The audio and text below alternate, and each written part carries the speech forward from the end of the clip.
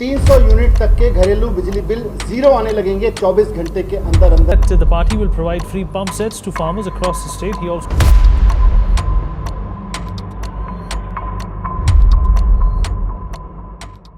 आप भारत में रहते हैं और आपको colour TV, refrigerator, mixer, grinder, घर की तमाम चीज़ें अगर फ्री में चाहिए तो आपको कुछ नहीं करना, सिर्फ और सिर्फ अपने आने वाले इलेक्शंस का इंतजार करना है।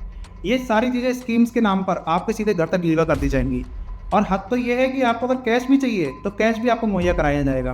बदले में क्या चाहिए? सिर्फ और सिर्फ आपका एक वोट। भारत में आज के समय में जो इलेक्शन के नाम पर इतना सारा खर्चा होता है, क्या लगता है ये कोई अपनी जेब से लाता है? ये अपनी जेब से कोई नहीं दे रहा। ये सारा पैसा आपका और हमारा ही है। हम टैक्स पेयर्स का ये सारा पैसा है। जिस पैसे का इस्तेमाल हमारे स्वास्थ्य, हमारी शिक्षा, हमारे बच्चों की पढ़ाई, इन सभी चीज़ों पर होना चाहिए था, उस पैसे का इस्तेमाल आज के समय में ये फ्रीबीज बांटने में किया जाता है, जिसे वेलफेयर स्कीम के नाम दे दिया जाता है। और अगर इसे कहा जाए कि पैसे दे के आपका वोट खरीदे जा रहे हैं तो ये भी कुछ गलत नहीं होगा दोस्तों। अब इसमें गलती किसी पार्टी या किसी सरकार की नहीं है। ये मैं क्यों कह रहा हूँ ये मैं आपको बताता हूँ थोड़ा आगे। पहले हम जान लेते हैं कि ये जो फ्रीबीज या फिर वेलफेयर स्कीम्स का कॉन्सेप्ट आता है, ये आता कहाँ से है। लेकिन वेलफेयर स्कीम्स को गरीब लोगों की अपलिफ्टमेंट के लिए हमारा संविधान लागू करता है। इसमें कुछ मानक होते हैं जो कि सरकार को निर्देश देते हैं, सरकार को बताते हैं कि जब भी वो कोई स्कीम लाएं तो उसमें किन बातों का ध्यान रखना चाहिए, जिन्हें हमारे कॉन्स्टिट्यूशन के DPSP यानी कि directive principles of state policy में बताया गया है। हमारे कॉन्स्टिट्यूशन के आर्टिकल 38 के तहत गवर्नमेंट की ड्यूटी बनती है कि समाज में हो रही इनइक्वालिटी को वो कम करे और सभी को इक्वल अपॉर्चुनिटी मिले। सादा बातों में अमीरी और गरीबी की रेखा को हमेशा कम करा जाना चाहिए। और कॉन्स्टिट्यूशन का आर्टिकल 39 भी कुछ यही कहता है कि वेल्थ का कंसंट्रेशन नहीं होना चाहिए और सभी इक्वली लाइफ को जी सकें। यानी कि अगर इसे भी आम भाषा में समझे तो यही आर्टिकल गवर्नमेंट की स्कीम्स को जस्टिफाई करता है, अगर वो स्कीम इक्वलिटी को प्रमोट करती है। इसी तरह से आर्टिकल 41 और 46 भी job, education, public assistance like pension और एम्प्लॉयमेंट स्कीम को जस्टिफाई करता है। काफ़ी हद तक रिजर्वेशन को भी जस्टिफाई करता है, जो कि समाज के वीकर सेक्शन है उनके लिए। हालांकि रिजर्वेशन एक अलग टॉपिक है जिस पर हम किसी अन्य वीडियो में चर्चा करेंगे। मोटा बात यह है कि हमारा संविधान ये कहता है कि हेल्प द पुअर, ना कि कीप देम पुअर। अब मैं कुछ वेलफेयर स्कीम को कोट करता हूँ। ये 2006 तमिलनाडु इलेक्शंस में DMK ये वायदा करती है कि वो सभी को कलर टीवी बांटेगी। हर घर को एक टीवी मिलता है, लाखों नहीं करोड़ों टीवी बांटे जाते हैं। इस तरह से कुछ सालों बाद फिर से तमिलनाडु इलेक्शन में ही AIADMK ये वायदा करती है कि वो हर घर में जूसर, मिक्सर, इलेक्ट्रिक फैन और स्टूडेंट्स को लैपटॉप गिफ्ट करेगी। और AIADMK ये इलेक्शन जीत भी जाती है। इसके बाद आता है UP इलेक्शन 2012 में। समाजवादी पार्टी वायदा करती है कि सभी स्टूडेंट्स को लैपटॉप फ्री मिलेंगे और समाजवादी पार्टी जीत भी जाती है। काफ़ी लैपटॉप बांटे जाते हैं। हालांकि बाद में ये एलिगेशन भी लगता है कि पॉलिटिकल रेफरेंस से ज़्यादा लैपटॉप बटे थे, यानी कि भेदभाव हुआ था। इसके बाद बात करते हैं दिल्ली इलेक्शन की 2015 में, जिसमें कि फ्री पावर यानी कि फ्री इलेक्ट्रिसिटी और फ्री वाटर की बात की गई, जो कि हुआ भी। आम आदमी पार्टी के द्वारा इलेक्शन जीता भी गया और आज तक ये दोनों चीज़ें लागू हैं। हालांकि फ्री वाटर की समस्या को समझा जा सकता है कि वाटर की समस्या दिल्ली में आज के समय में बहुत ज़्यादा बनी हुई है, लेकिन फ्री इलेक्ट्रिसिटी आज तक वो चालू है। इसके बाद बात करते हैं 2017 के इलेक्शन, पंजाब इलेक्शंस की, जिसमें कि सेम लगभग यही बात कही गई थी कि फ्री पावर आपको मिलेगी और साथ ही साथ लोन्स माफ़ किए जाएंगे। इमेजिन कीजिए कि एक इंसान एक बहुत ही हाई इंटरेस्ट वाला पर्सनल लोन लेता है। हाँ।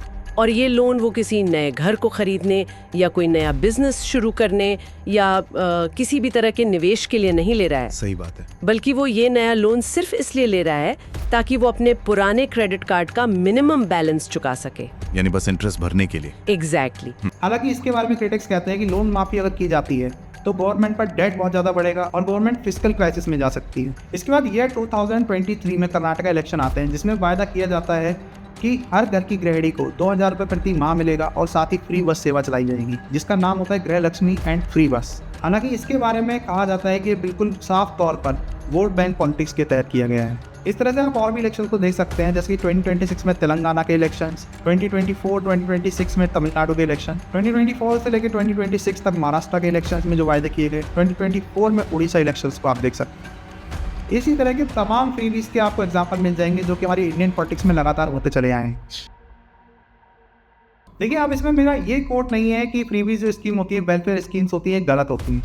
वेलफेयर स्कीम्स का मतलब क्या होता है? देखिए, वेलफेयर स्कीम्स का मतलब होता है कि आपके जो परिवार में बच्चे हैं उनको अच्छी एजुकेशन मिल सके, आपके परिवार में जो बुजुर्ग हैं उन्हें अच्छी स्वास्थ्य सेवाएं मिल सके, आपको एम्प्लॉयमेंट का एक जरिया मिल सके, जिससे कि आप अगर आज के समय में गरीब हैं तो आप आने वाले समय में अपने आप को समाज में अपलिफ्ट कर सकें।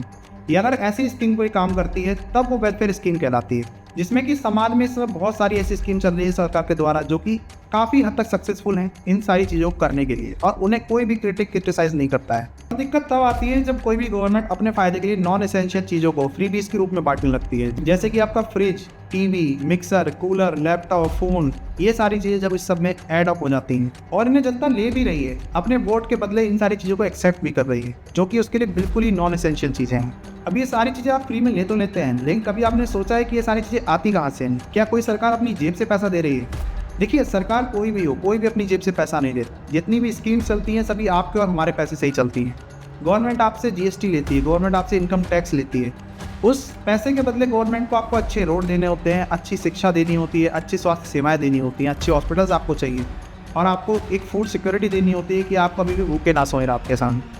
कोई भी होता है, समाज में इक्वलिटी लानी होती है, समाज में अपलिफ्टमेंट चाहिए होता है। जो भी पैसे का इस्तेमाल होगा सभी इन सारी चीज़ों के लिए होना चाहिए।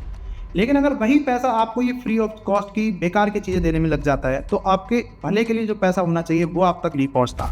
अगर सरकार वही पैसा आपको टीवी देने में, मिक्सर ग्राइंडर देने में लगा देगी तो वो आपके लिए अच्छे रोड्स कहाँ से बनाएगी। इसीलिए आज के समय में आप देख सकते हैं कि कई जगहों पर आपको रोड बहुत ही ज़्यादा खराब आदमी मिलते हैं। आपको अपने बच्चों को महंगे स्कूलों में भेजना पड़ता है अच्छी पढ़ाई के लिए। कोई भी गवर्नमेंट स्कूल आज के समय में इतना सफिशिएंट नहीं है कि आप उसमें अपने बच्चों को भेज सकें। कोई भी सरकारी हॉस्पिटल में अपना इलाज नहीं करवाना चाहता। क्यों?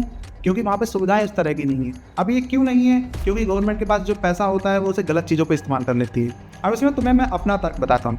वेलफेयर स्कीम्स बहुत ज़रूरी हैं। आज के समय में गरीब को अगर जीना है तो वेलफेयर स्कीम का सहारा लेना पड़ता है। लेकिन मेरा मानना ये है, अगर आप गरीब को रोटी दे रहे हो, गरीब को अन्न दे रहे हो, तो उसके बच्चे को अच्छी शिक्षा भी दे दो। उसका बच्चा सरकारी स्कूल में पढ़ने जाता है, आपने सरकारी स्कूल खंडर बना रखा है। उसके घर में कोई व्यक्ति बीमार है, अगर वो सरकारी हॉस्पिटल में जाता है, सरकारी हॉस्पिटल उससे बड़े खंडर हैं। उस गरीब ने काफ़ी बार ट्राई किया होगा, उसे एम्प्लॉयमेंट नहीं मिलता, उसको नौकरी नहीं मिलती। आने वाले समय में अगर उसके बच्चे के पास शिक्षा नहीं है तो उसे भी नौकरी नहीं मिलेगी। वो गरीब का परिवार 1990 से गरीब है और आने वाले 2030 तक गरीब रहेगा। उसको फिर से वही स्कीम्स की ज़रूरत पड़ेगी। लगातार हर साल वो सिर्फ उन स्कीम्स के सहारे जिएगा। अब इन फ्रीबीज स्कीम से गरीब का तो कुछ नहीं हो पाता, लेकिन इससे सरकारें जरूर घाटे में चली जाती हैं। अब सरकार का जब घाटा होता है, सरकार ना तो आपको रोड बनवा के देती है, ना ही आपको कोई इंफ्रास्ट्रक्चर डेवलप करके देती है। और सरकार का जब एक बार घाटा होगा तो आप पर टैक्स अलग बढ़ा देगी। और टैक्स की वजह से जो टैक्स पेयर है, जिसने अपनी लाइफ में कुछ अच्छा कर रखा है, वो भी गरीबी में धकेल दिया जाता है। एक बार वो गरीब हो गया, उसको भी फ्री भी चाहिए, वापस से वही साइकिल रिपीट। गरीब को फ्री भी दो, उसको गरीब बनाए रखो। तो कहीं ना कहीं ये जो साइकिल है ये देश को जरूर खराब करेगा। देखिए, ये कड़वा सच है कि हमारे देश में आज के समय में एजुकेटेड पीपल के कंपैरिजन में अनएजुकेटेड पीपल बहुत ज़्यादा हैं। जो लोग सच में समझते हैं कि देश के लिए क्या अच्छा है क्या बुरा है, उनके कंपैरिजन में वोट पॉलिटिक्स के अंडर इन्फ्लुएंस होने वाले लोगों की संख्या बहुत ज़्यादा है, जो कि गाँव या फिर टियर 3, टियर 4 शहर से आते हैं। अब वहाँ पर क्या होता है कि लिकर बांटकर या फिर किसी और तरह का लालच देकर वोटों खरीद लिया जाता है। जो सरकार जेन्युइनली देश के लिए वर्क करना चाहती है, इन फ्रीबीज की वजह से कहीं ना कहीं वो बैक एंड पे चली जाती है। जो व्यक्ति सही में काम करना चाहता है, इन फ्रीबीज की वजह से उसको नुकसान झेलना पड़ जाता है, और इसका नुकसान अल्टीमेटली देश को होता है, और देश को होता है तो आपको और हमें होता है। तो मेरा मानना ये है कि वेलफेयर स्कीम और फ्रीबीज के बीच में एक बहुत पतली सी रेखा होती है, जिन्हें समझ लिया जाए तो कहीं ना कहीं इस देश का कल्याण हो जाएगा। वेलफेयर स्कीम्स आज के समय में अहम है, क्योंकि बहुत बड़ा तबका है जो आज भी पिछड़ा हुआ है, उसको हमेशा आगे लाने की ज़रूरत है। लेकिन एक समय से ये वेलफेयर स्कीम्स चली आ रही हैं, बट आज तक वो तबका आगे नहीं बढ़ पाया है। तो इसका मतलब ये कहीं ना कहीं फेलियर होता है, सिस्टम का फेलियर होता है। कहीं ना कहीं सिस्टम में सुधार की ज़रूरत है कि जो स्कीम ऊपर से चलाई जाती है वो एक ज़मीनी स्तर तक काम करे। तो वेलफेयर स्कीम्स को लाना चाहिए, गरीबों के लिए ज़रूरी है, लेकिन कम से कम गरीबी को मिटाएं तो लंबे समय में गरीब को कुछ फ़ायदा तो हो, वो गरीबी से बाहर तो आए, उसके बच्चे पढ़ लिख तो नहीं। बस मेरा यही तर्क है कि वेलफेयर स्कीम्स को फ्रीबीज में ना बदला जाए, बेफालतू की चीज़ों को किसी को ना दिया जाए। नॉर्मल चीज़ दो आप जो ज़रूरी है, खाना दो, पानी दो, शिक्षा दो, उनको स्वास्थ्य उपचार दो। लेकिन आप अगर कोई इलेक्ट्रॉनिक आइटम दे रहे हो जो कि उसके लिए ज़रूरी नहीं है, तो उसका लोड जो है पूरे देश पे जाता है, क्योंकि अल्टीमेटली वो पैसा टैक्स पेयर का है। और आप लोगों को मैं क्या समझाऊँ, इसमें आप लोग खुद ही समझदार हो। आप पढ़ो लिखो, समझदार बनो, सक्षम बनोगे, फ्रीबीज से जितना दूर हो सकता है उतना दूर रहो, और अपना वोट सही जगह दो। बाकी आने वाली जनरेशन के लिए आपकी क्या राय है, कमेंट में बताओ। बाकी मिलते हैं नेक्स्ट वीडियो में।